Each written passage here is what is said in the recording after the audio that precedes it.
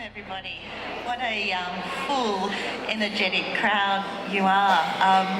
It's so terrific to be here in Berry, and you've certainly turned the weather on for us, so thank you very much.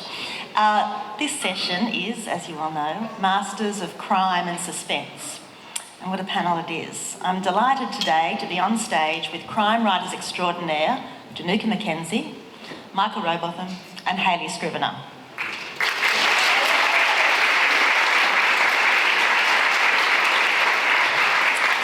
We're on Dharawal and Durga land, and I pay my respects to elders past and present and to First Nations readers and writers here with us today. It's the end of the day, so you're used to the housekeeping, you've got your phones, they're on silent, you're going to be tweeting or Xing away and Instagramming and Facebooking, and when you do that, we're going to include the hashtag @BerryWriters for X and @BerryWritersFestival on Instagram and Facebook.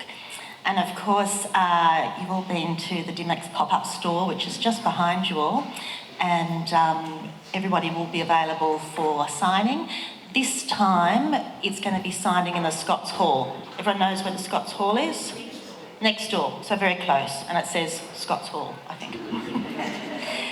Now that we've got the housekeeping over and done with, my name is Suzanne Leal. I'm the author of 5 novels, most recently The Watchful Wife, and a time travel novel for children running with Ivan.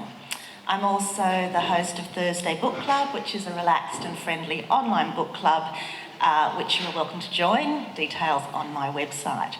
But now let's hear from Michael, Dinuka and Hayley. They've each released new books yet again this year. I'm going to start with you, Dinuka. Since winning the HarperCollins Banjo Prize in 2020, you've been shortlisted for the David Awards and the Danger Awards, and you've published 3 crime novels featuring Detective Kate Miles. For those of us in the room, or for those of the audience who don't yet know Kate, tell me a bit about her. Okay, so Kate is my protagonist in my detective series, as you said, which is the Detective Kate Miles series. And it's a police procedural series set in the Northern Rivers region of New South Wales. And when we first meet Kate in The Torrent, which is the first book in the series, she's very heavily pregnant. She's in her last week before going on maternity leave, and she's, getting into various crimes that are going on in this fictional town of Esserton. In the second book of the series, Taken, she has now had that child and is breastfeeding and has got leaking boobs and is in a meeting room kind of pumping her boobs and all of the things while at work. And in this third book, Tipping Point, I again stretch that central tension in Kate's life, which is, I guess, her dedication as a police officer, her ambition as a police officer, her being a very competent woman in this very male-dominated world, and the tension of, the requirements and the needs of her family, which, and those two, obviously, opposing sides come into conflict in these stories. And in Tipping Point, in this latest book in the series, we have Kate being pushed further to pick between, I guess, the loyalty for her police family versus loyalty towards her actual family, because her brother gets involved in the central crime in this book and is the person of interest in this book. So Kate is very much a woman who I would say is a everyday woman, the kind of the woman I see everywhere around me, like strong, professionally competent, and juggling multiple roles. And I think that's why kind of readers really relate to her, because they see themselves, their sisters, their best friends, their mothers, they just see the women in their life in Kate. So in that sense, it is a police procedural story. You can read any of the books, you can pick it up as a standalone mystery, because each book is a standalone mystery, but it essentially follows this overarching arc of Kate and her family, the characters in her family, as well as the police characters. So that's kind of what the series follows. When I was first introduced to Kate, and she is heavily pregnant, and there's always that deadline when you're pregnant. I mean, there's going to be a deadline, and if you're very pregnant, it's going to be a week or maybe 2 weeks. And I think that really sort of adds to the tension. It's like, how far is she going to get? And how can she solve the crime if she's in labour? Will she have to? Yes, well, I mean, talking about masters of suspense or whatever, but that is very much a classic device, isn't it, in kind of crime stories, the ticking clock. So that is the ticking clock in the background of the torrent, which is like, well, is she going to have this baby? And, exactly as you said, is she going to solve the crime in time? And then what are the consequences for that pregnancy and her family? So. And I love it because it's usually like a crusty detective or whatever who's, the classic things like retirement. And I think I really enjoyed, that was one of the things I really enjoyed about that first book, is you revitalised that so well. And you are on the edge of your seat the whole time, just go with whatever Hayley says. I totally endorse whatever Hayley says about my books. Let's go with that. Michael, I understand that congratulations are in order. Is that correct? It's 20 years since you have been... Oh my God, I thought my wife was having a baby. I was going to leave that till I last. was not aware of. But yeah... 20 years as a best-selling writer. Yes, 20 years, yeah. No, it's 18 books in 20 years, which... but it doesn't seem like any time anyone mentions the word veteran or or anyone comes near me with a Lifetime Achievement Award, I tell them, piss off. It feels like yesterday, it really does. If it feels like yesterday, can you see the scene? Tell me, what was the most exciting part about that first book? Was it signing the contract? Was it getting a phone call? What was it? There are sort of two stories I'll tell. One is, it triggered a bidding war on a part manuscript. It was actually in 2002. It wasn't published till 2004. But in 2002, on 117 pages, it triggered a bidding war at the London Book Fair and sold into more than 20 translations in 3 hours. 3 hours? 3 hours. I thought they took, ages. Deals were being done in the back of cabs and being written on beer coasters and passed across bars. And at 3 o'clock in the morning, I was living, I was back in Australia on the northern beaches of Sydney, and the phone was ringing, and it was my agent saying that there are 7 American publishers bidding, and there are 6 German publishers bidding, and the Dutch have offered this, and the Italians have offered this, and every dream I'd had since I was 11 years old came true. I'd wanted to be a writer since I was 11 years old. And look, people probably heard me tell the story that, it's 3 o'clock in the morning. We were still awake, my wife and I, at 7:30, because the phone had kept ringing. And by 7:30, we were awake, staring at the ceiling, by which time we'd spent the money. And by 8 o'clock, we'd cast the Hollywood film. And by 8:30, the terror set in, thinking, oh my God, these people think I can finish a novel. I don't plot, so I didn't know how it ended. I didn't even know it was a crime novel. It was bought just on literally the first fifth of a book. Did they know it was a crime novel? They didn't, because no one could ask me how it ended, because I didn't know how it ended. So they were just buying it on the first 117 pages. And, and it's all... it got... I won't go on. It's really interesting. When I delivered it to my agent, I didn't want to finish a book unless someone wanted to buy it, because I was a very successful ghostwriter at that point. And so I went to my agent and said, can you sell it now and I'll know if anyone wants it and it'll be worth finishing? And he said, no, he gave me a dozen reasons why you have to finish this book and then I'll go and sell it. And he gave me all these reasons. And then I was actually having lunch with a British publisher. I had finished, yes, Rolf Harris's autobiography. And I'd been asked to do Lulu, the 60s pop star. And so she was discussing Lulu and she said, so what have you been doing? And I said, well, I've just written, this is before the bidding war, I've just written the start of a novel. And she badgered me, and I told her one scene from the book. And she then badgered my agent to read it, and she read the 117 pages, and she made an offer that was beyond my wildest dreams, just for Commonwealth rights. And then word leaked out of the London Book Fair about this sale, and that's why it got to the point where my agent was so besieged, people were offering money just to read the 117 pages. Wow. You know, and so he just went into his office and he just photocopied the whole thing and just handed it all out to everyone. Of course, because we're talking 20 years ago, so we're not sort of sending it by email, you're not getting a PDF, you're photocopying. Yeah, and so they're physically reading it and then making these sort of offers and look, it was a surreal sort of moment. But I mean, that was, and I guess just quickly, the most surreal moment after all that was when, having written 15 autobiographies for other people, the first time I ever saw my name on a book was when I was in London, and I went down onto a tube platform, and they put me up in the Savoy with my wife. I mean, it was like they'd pushed the boat out, and it was amazing. And down on the tube station, there was a massive poster on the opposite side of the tracks showing this silhouetted man next to a canal, very dark and moody. And the massive headline sort of read, he's had 12 Sunday Times bestsellers and sold 2 million books, but you don't know his name. Meet the man behind the ghost. And that's the way they promoted that book.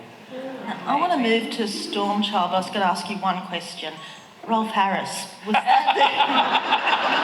that the autobiography ghostwritten before? No, it's funny. The reason, unbeknown to me, when Jeffrey Epstein hit the headlines, I began getting all these phone calls from Vanity Fair and the New York Times, and my phone was ringing off the hook, and they said, we want to talk to you about Jeffrey Epstein. And I've gone, who? And it turned out that 20 years earlier, I'd written the very first ever story on Jeffrey Epstein, completely forgotten it, because I was writing a story about Ghislaine Maxwell, because she'd been seen getting off the Concorde in New York, and people wondered how this woman whose father had bankrupted an entire company and stolen pension funds, how he'd managed, how she was still flying around on Concorde. And she got met as she got off Concorde by this mystery man. So I was sent to New York, I was working in London newspapers, sent to New York to do a story on Ghislaine Maxwell's life, and finished up writing this feature article on Jeffrey Epstein, and who was a complete fantasist then, and said he worked for Mossad and was a concert pianist, and had told all these stories to people. So I wrote about him, then completely forgot.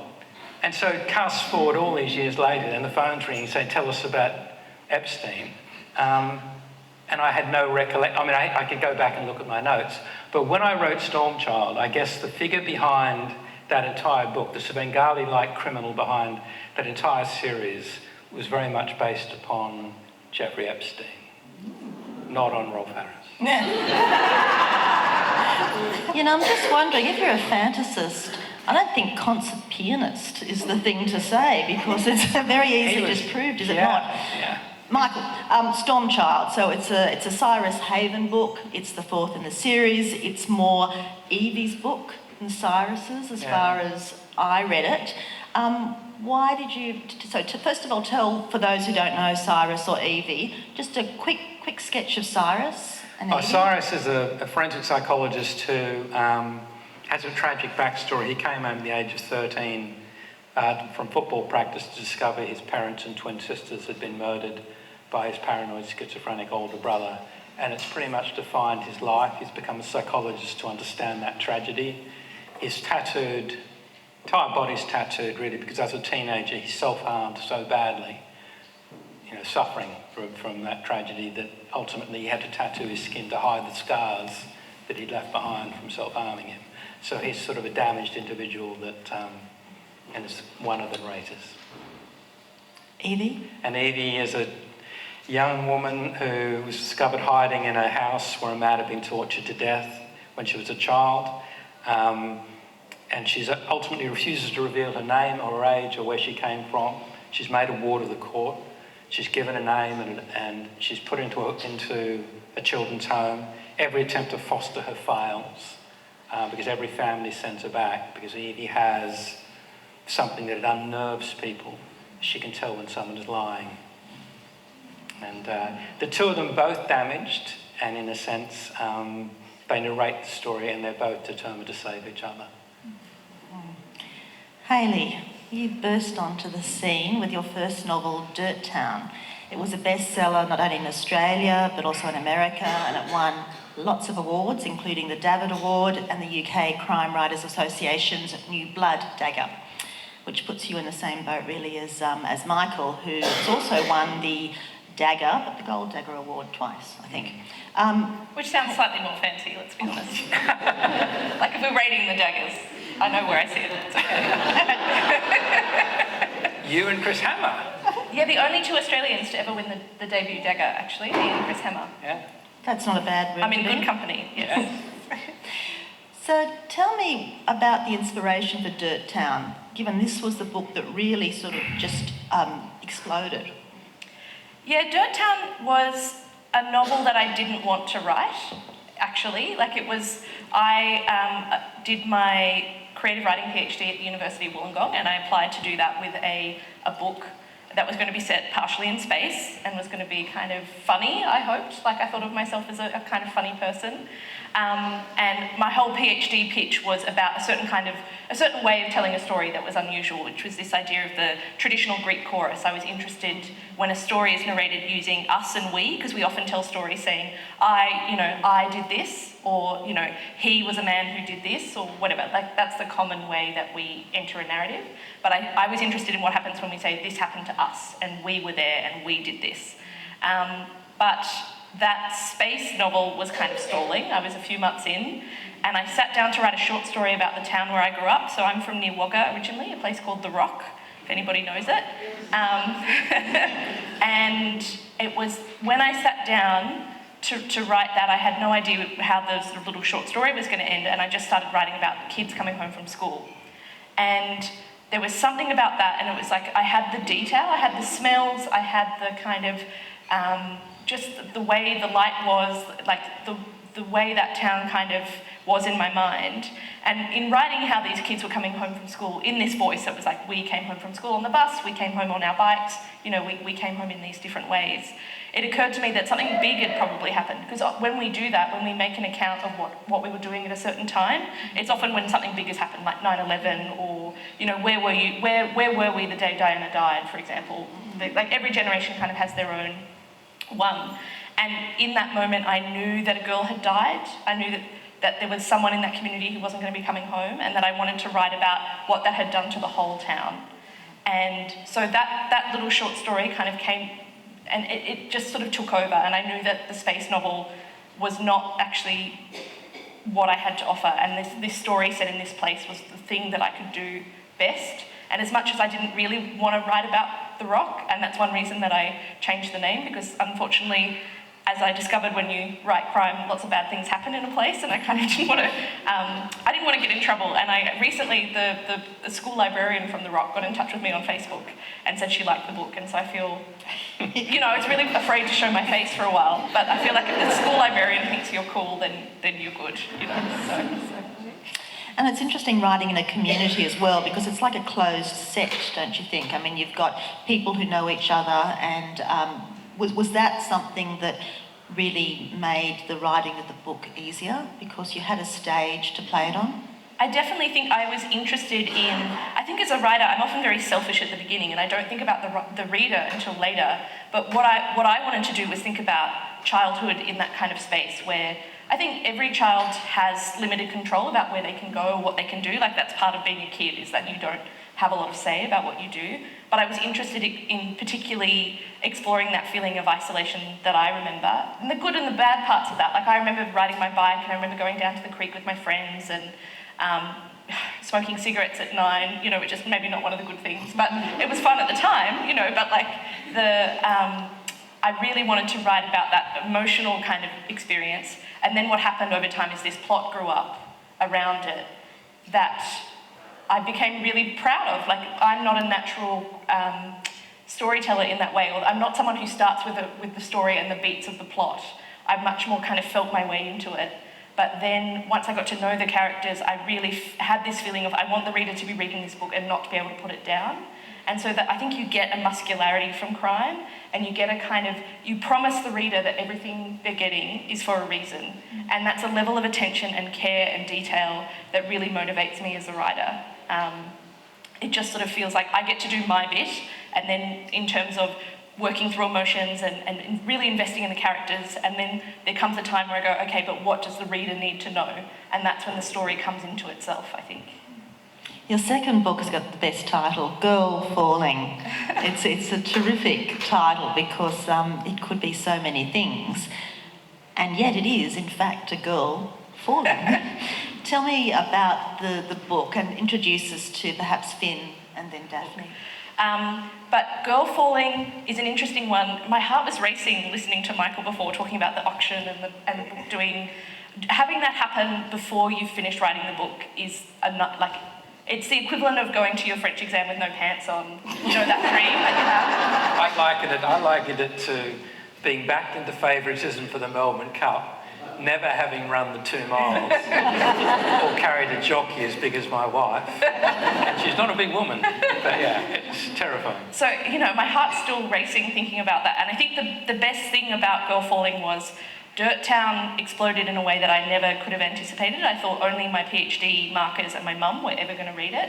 But it was bought at an auction, and that should have maybe given me some sense. Like, every major Australian publisher bid on it, and maybe if I knew more about publishing, that should have told me something. But I'm really lucky that there was sort of an 18-month period before the book came out where I took the advice that everybody gives you, which is very good advice, which is start writing the next thing.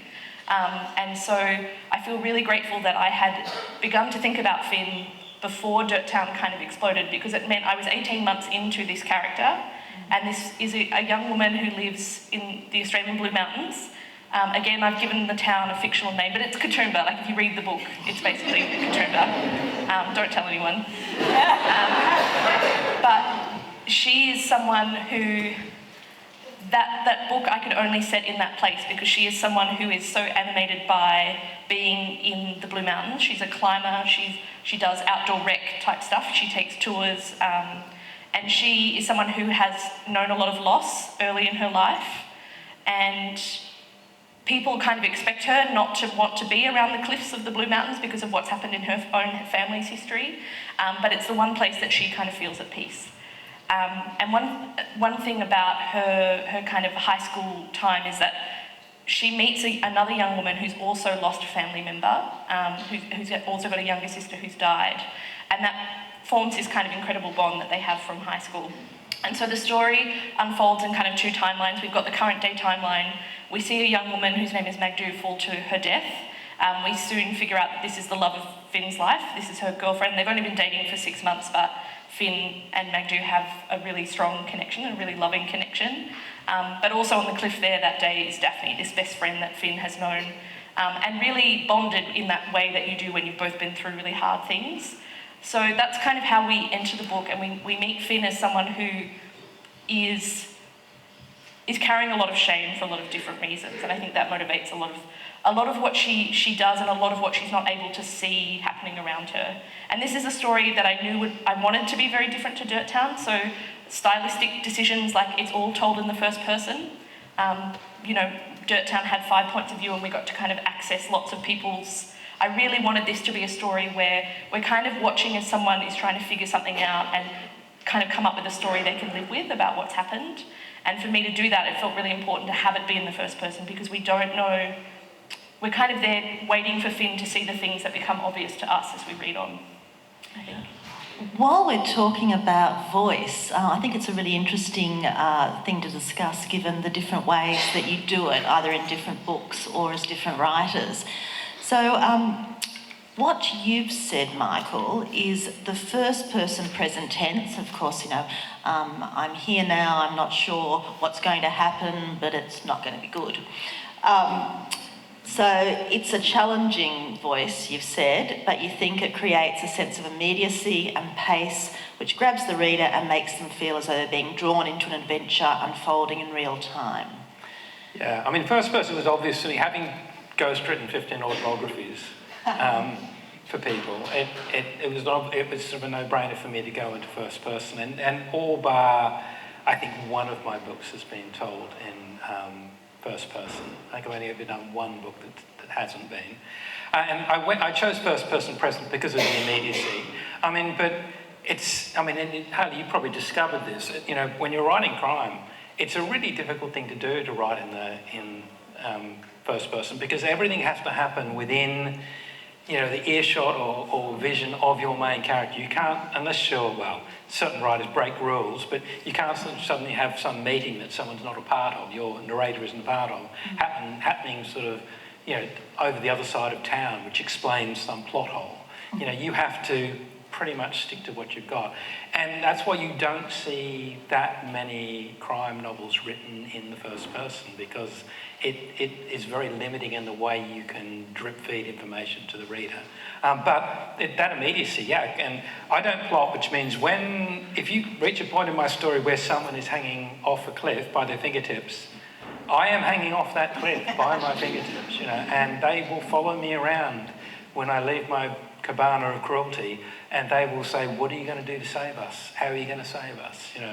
And I feel that absolute pressure all the time to try to save them. I just feel the need to intervene for a moment. Michael just talked about the cabana of cruelty, and given that we've already had a conversation about Jeffrey Epstein and his cohort, I'm thinking before I turn to Dinuka and ask about voice, we might get you to explain this cruelty. In my previous house, my children referred to the basement office as Dad's pit of despair.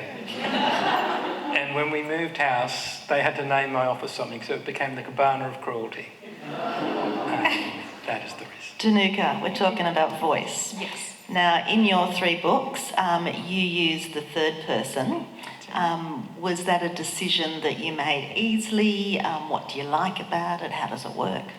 I wish I had a proper story about this, but I don't, because I had no idea what I was doing. I mean, I started writing not to get published, but literally because I needed to do it. My kids were born, and I felt, little bits of myself slowly disappearing, and writing was a way of reclaiming that. So, did you have any favourite writers though that you felt that you I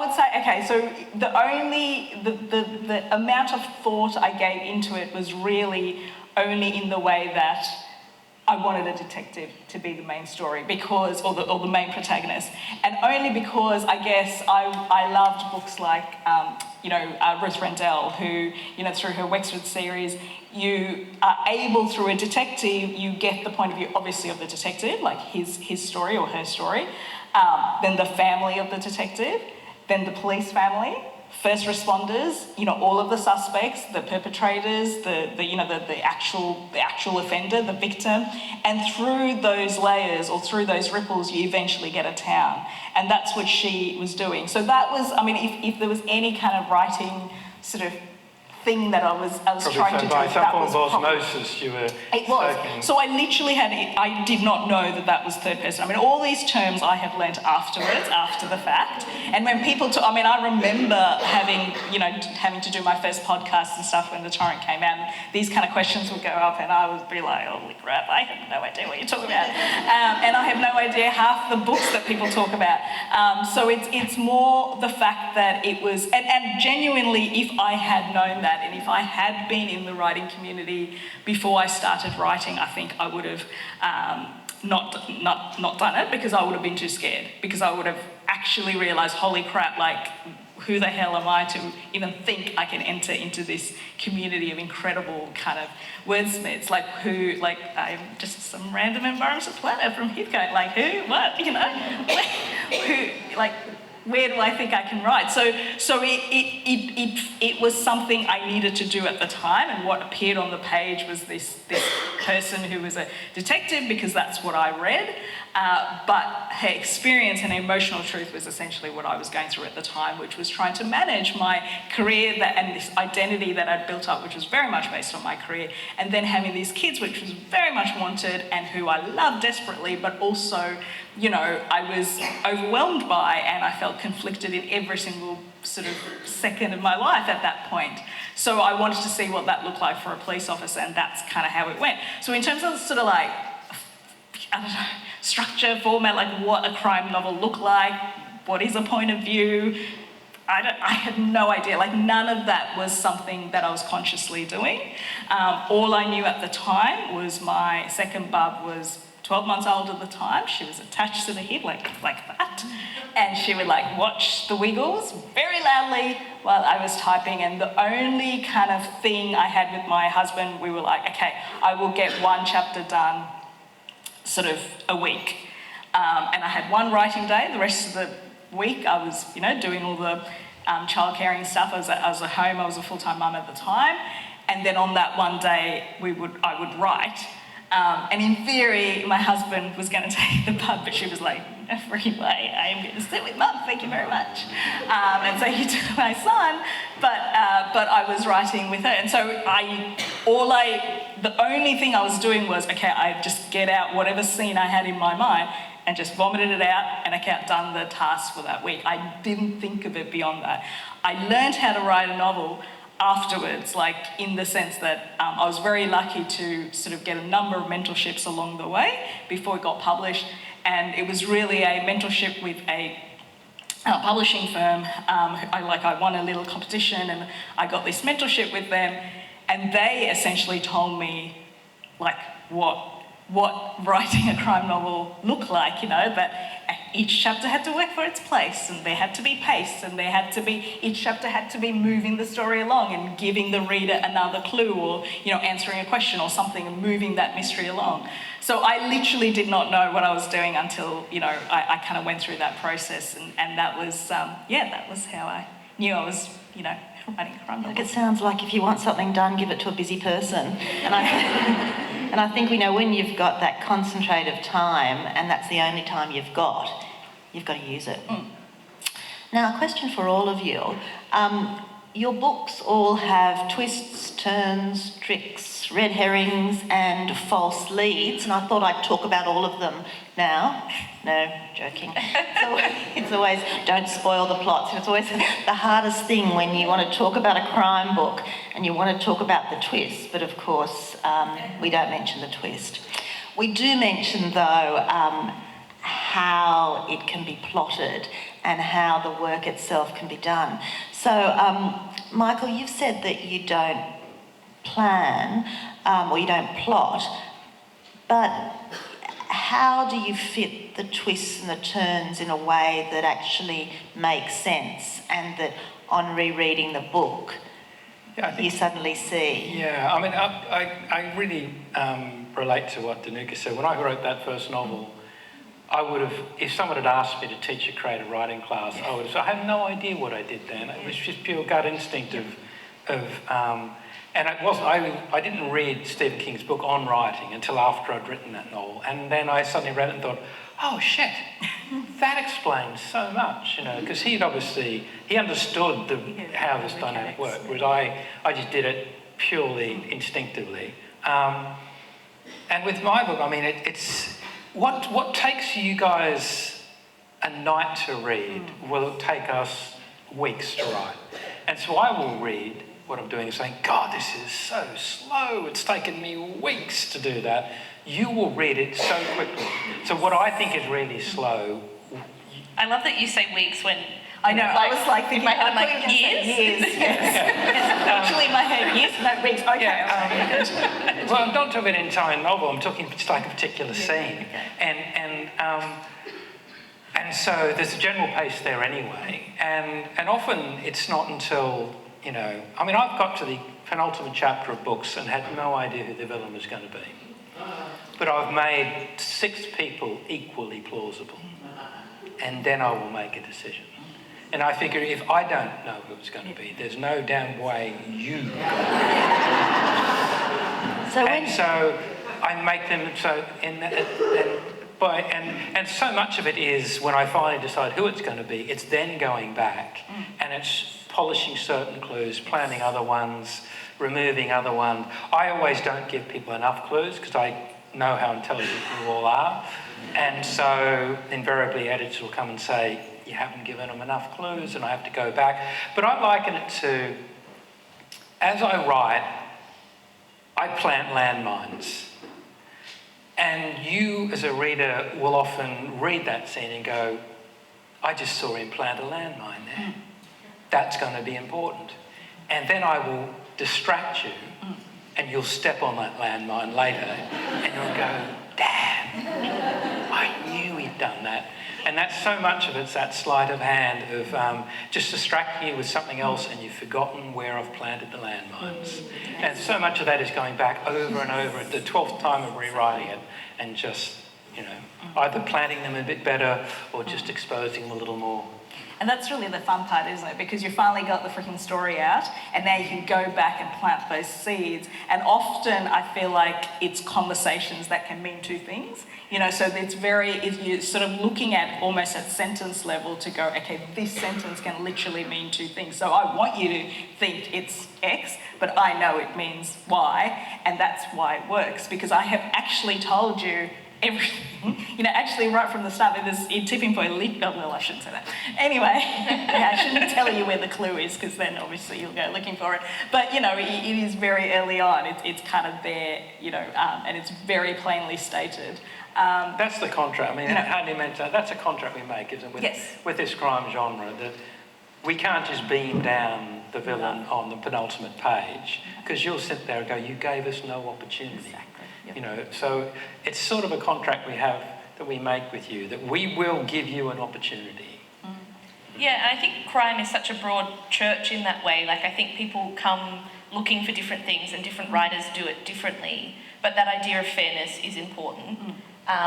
But like my books, for example, I wouldn't say, compared to like a Ben Stevenson book where he really actively wants you to kind of rack up the clues and like keep note of them, I'm less interested in it being solvable than it being, I'm going for totally surprising is something that I have enjoyed doing in my first two books, but when you look back on it, it's almost inevitable.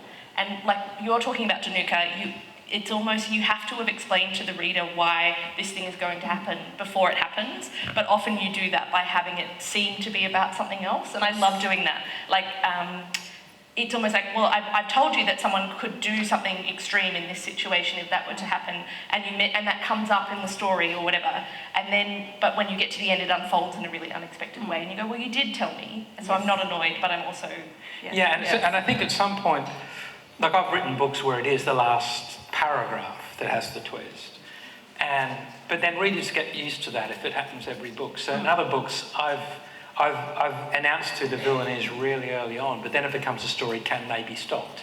So it's a totally different style of book then. It's not a book about who killed this person, about multiple suspects. It's about, no, we know who the villain is, but can they be stopped before they do it again? And I think every book is its own universe in a way, so you're sort of you're trying to create a closed system wherein, so the way you've chosen to tell the story and also the kind of twists and turns of the story, I think when that works best is when it's sort of tied to what the book is about.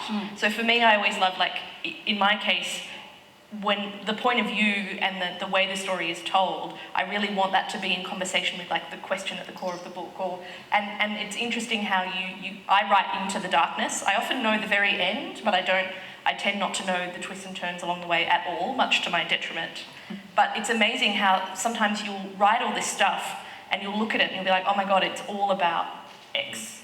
In this book, I think I keep returning the question of like, how do I trust myself and the story that I'm telling and the stories that other people are telling? Like, I think the whole book revolves around that. And it's really fun when you find something that kind of, on a plot level, connects with that question. Yeah. And the sort of like the idea of twist, I mean, you talk about this, Michael, about, I mean, it's obviously very satisfying as a writer and as a reader to read those twists, but ultimately what you're going to recommend a book on is the characters. And it's that emotional truth that really, and that's why you care about that twist, because you are so invested in the kind of the journey of these characters. Some people, there will be people that will pick it. I mean, you can't help it, people will pick it. And I don't mind if I pick the ending of a book, and I'm pretty good at it, obviously, doing this for a living. You know, I've killed 67 people so far. And so I think 17 people die in Stormchild very early on. But I don't mind if the characters are incredibly engaging and I want to know the impact that's had. You know, and if I were to ask everyone here for their favourite crime novel, and I said, tell me about it, and they'd immediately begin telling me about the character, always the character. And if I then said to you, well, what was the plot? You'd go, well, I can't quite remember. It has something to do with this, but I can't remember the details, the ins and outs. You won't remember the red herrings, you won't remember the twist, but you will remember the characters. And so that's why whenever anyone says that what we do is all crime writing is plot driven, I go, it's as much about the characters as it is about the plot. And I think a good plot is it's like an obstacle course that's been designed specifically for that character.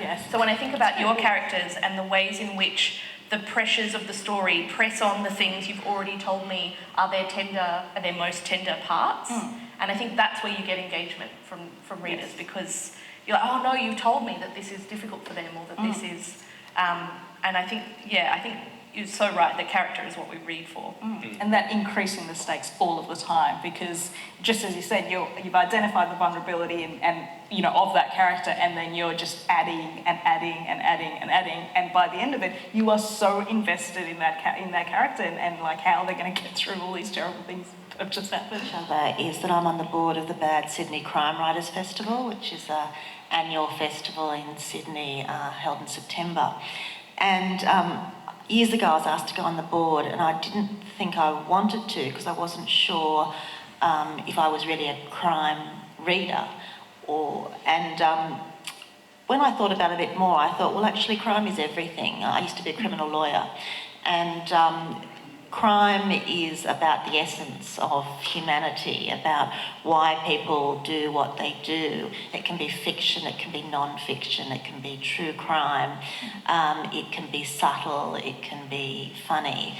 And so I think whilst crime is seen as a genre, it's an enormous slate on which to write. And what I was going to ask you is that Dinuka, this is what you've said, and it really resonated with me, I think, given my legal work. As a crime writer, I'm interested in unravelling the thread of how people end up where they do. Does that mean no one's all bad? Does that mean no one is ever all bad? Oh yeah, I think everybody is capable of sort of doing wrong, and it's that sort of pressure point, which is very different for everyone, and it depends on their circumstances. And as crime writers, we're just trying to find that specific pressure point for that specific character that makes them do the thing. I am, as a crime writer, I'm interested both in the victim side of things, but I am also interested in how sort of I don't believe in this automatic divide between the criminal and the rest of us. I think we can all get there. It really depends on sort of what those specific circumstances kind of, pushed us towards that particular decision. And I also very much believe in this idea that it's not this one decision that kind of pushed you into that life or whatever. It's a lot of little decisions. It's circumstance. It's the life you're born into, and it's about kind of decisions that people around you make or don't make, decisions that people have made that doesn't necessarily count as a criminal offence, but also led to that. To that circumstance. So there's a whole bunch of things that happens in a person's life that ends up in them doing something. So I am interested in, looking behind, because we're all wearing masks, and we're all wearing masks to various kind of situations in our life. And it's that classic kind of cliche when the criminal is interviewed, and people say, oh, we thought they were a lovely family or whatever. And it shows that however horrific whatever they've done, they've managed to have some level of human relationships. You know, whether it's completely surface level, they've managed to create some level of human connection, whether that be with their children or in their work life or whatever that is, they've managed to sort of at some level function in society. So we are in that very unique position as crime writers to really get to go behind that mask and see, you know, for an individual how they got there. And it's endlessly interesting because we're all endless kind of, you know, layers of grey. So it's just endlessly fascinating, I think. Yeah. People asked me really early on why I chose to be a crime writer. I didn't realise I was writing a crime novel when I wrote 117 pages. But I eventually could date back to a moment when I was 19 years old and a young journalist working on the Sydney Sun and working nights. I, at 3 o'clock in the morning, got a phone call from someone called Raymond John Denning. And Raymond Denning was Australia's most wanted man. He had committed murder when he was in Grafton Jail and become the first person to escape from Grafton Jail in 80 years. And he went on this campaign terrorising the police. He was campaigning against police verbals and unsigned statements. Because back in the day, people could convict someone based on he'd confessed in the car on the way to the police station. And Denning, for the 3 months, phoned me 3 or 4 times a week and tipped me off to the sort of stunts he was pulling. He was posting letters on the front of police headquarters with his fingerprints on either side. He went to Question Time at State Parliament. He went to a prisoners' arts show and mingled with the Minister for Police and the Minister for Corrective Services. He was doing film reviews for Double J, you know, and this is Australia's most wanted man. Ray Denning eventually got, you know, he went too far one night. He fired shots through the jail towers at Parramatta Prison and phoned me. I got a phone call and someone was claiming responsibility for the shooting, calling themselves the Reformed Justice Devils. And I'm writing this down, RJD, Raymond John Denning. I said, "Is that you, Ray?" "Nope." "Oh, come on, Ray, I recognise your voice." "It's not me." And he stopped phoning. He got his nose put out of joint when Russell Mad Dog Cox escaped from Long Bay Jail, because Russell became Australia's most wanted man and Ray Denning became his second most wanted. They went on a crime spree in Queensland and are still responsible for the biggest payroll robbery in Queensland history. And Ray Denning was caught 18 months after he'd escaped. He was caught getting off the Manly Ferry. And I had to give evidence against him at his subsequent trial. Even though he was serving life for murder, he was charged with all these new offences. And so the very first time, having spoken to this man 3 or 4 times a week for months, the very first time I ever saw him was when I was in the dock, in the witness box, and he was in the dock. And I looked at him, and he looked at me. And he looked very disappointed in me. So I thought you were a mate. But I expected him to look, Australia's second most wanted man, to look like Chopper Read. If I tell you, I was then 20 and he was 22.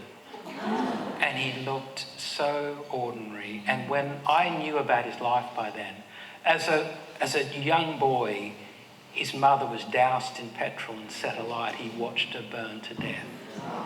And then he talked about the abuse he suffered as a young boy sent to Borstal and there's a reason he became the man he became, you know. And so as Dinuka was saying, that was the moment, the sliding door moment to me when I decided I wanted to write psychological stuff, was to understand what put me in the witness box and him in the dock, because we look so similar.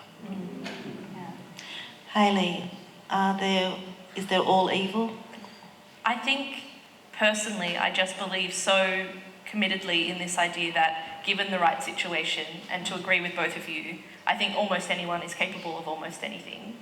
And it's interesting because I remember as a young girl in particular, like having a lot of rage, and I don't think other people would have been able to tell that that's what was going on, and I don't think my affect, I don't think I come across as a rage head, but I just remember these really intense experiences of anger and of, you know, and I always joke that you know, I had a feeling once and now you're all going to have to hear about it. And that's kind of like why I write fiction, because I'm really interested in the kind of getting to...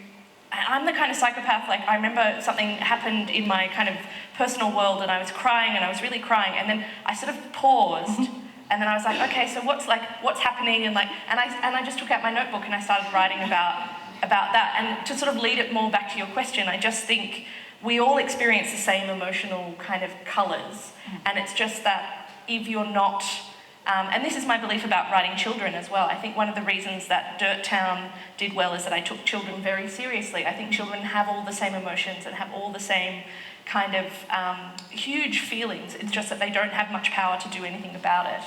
And so it's not a question of scale, it's just a question of like the impact that you can have on the world with those feelings. So I think I'm very interested in the internal and how people feel and how they come. And it's almost like method acting when I write. I really try and sit there and think like, how has this person come to this decision? And you want to be careful that you're not just sitting there kind of handing out trauma, like you get a trauma and you get a trauma and you get a trauma, because you don't want to be reductive either. But I think everyone makes sense to themselves and everyone comes to an event in their lives with all the things that have happened before, kind of leading, like that's all happening at once for people, I think. Like human beings live in all three tenses. We're thinking about what happened, we're thinking about what's happening now, and we're thinking about what will happen. And I think if you have, I think people can snap and it's not based on particular experiences, but I'm always really interested in my fiction. I want to show you all the points at which it might have been different. And if someone had said something else or something else had happened, that, you know, and I almost feel like a book is just setting up this series of gateways of like, if this person hadn't have done that, then they wouldn't have said this, then this wouldn't have happened, and then we wouldn't get to this end point, which seems in crime very extreme. Like, I don't go around killing people that I get angry at, or I don't go around, but I think, I don't go around hitting people with my car and then driving off, for example, to just pick a random crime. But I can, when I'm sitting there, I really make sure that I'm trying to be in the mindset of someone who has had the experiences that would make them do that, I guess. Yeah, but I think that's the nature of, I think all the way we write is that each of the people that we write about that committed a crime hasn't done it for no reason. They've all had a motivation and a proper motivation and a reason. They're not just bad for the sake of being bad. Yeah, and that idea of trauma, and like Michael does this really well, this idea of kind of trauma can either go inwards or it can go outwards. There's the two places trauma can go, and unless it's obviously you've got a counsellor who's, dealing with it, unless there's intervention, but those are the two places it can go, and that's kind of how human beings deal with trauma. Either, they deal with it internally or it goes somewhere else and if you do it outward enough, you end up becoming the monster you're trying to sort of, hide from. So, yeah.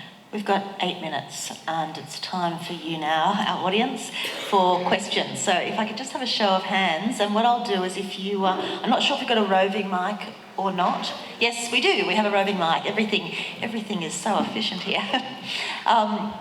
First question's always a bit scary, I know. No, Susie's already on it. Susie. No, it's not scary. Susie, over to you. Hi. Thank you all for your wonderful insights. I'm just wondering what's next for each of you, or if you want to start. Like Hayley mentioned, she wrote before it even came out. She wrote the second one before the first one was released. So I'm sure you've all got lots happening. What is it? Dinuka.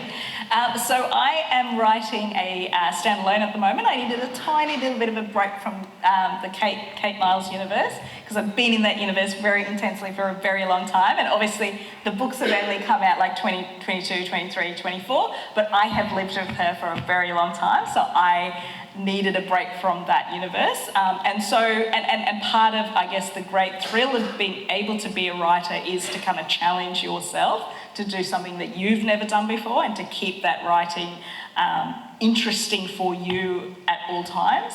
So I'm trying to like push myself to do a psychological suspense novel, which I've never tried, like that. That format, or what's the word, that subgenre, I've never tried that, so I'm trying to do that. My Kate Miles novels have been like a massive universe of people, like 10 million police officers and whatever, and whereas this one, I'm what really... What Dinuka means to say it's a really well-drawn, complex portrait of an intense, there's not 10 and well-known million community. I feel like we need a translator. You will follow them. Her really excellently well-written books that are all about a person in the context of their community. So this is why I take Hayley with me everywhere. Which is, really good to translate, yes. So I wanted that challenge for myself of having a very limited character base this time. So it's essentially two sisters. It's a story about two sisters and set in contemporary Sydney. Yeah. Michael. The next one is done. It'll be out in June. It is. I wrote what I thought was a standalone several books ago, featuring a young, very ambitious London policewoman called Philomena McCarthy, who had defied the odds because she came from a family of notorious London gangsters. And so she defied the odds. And that's been picked up for a UK TV series. And so I've written a second book with Philomena. It's called The White Crow. And that's based in many parts of the world. They don't refer to the black sheep, they refer to the white crow as being... and so that's done and dusted for next June. And I'm, after 20-something years, and my 20th novel, which will come out in 2026, will be my very first ever Australian.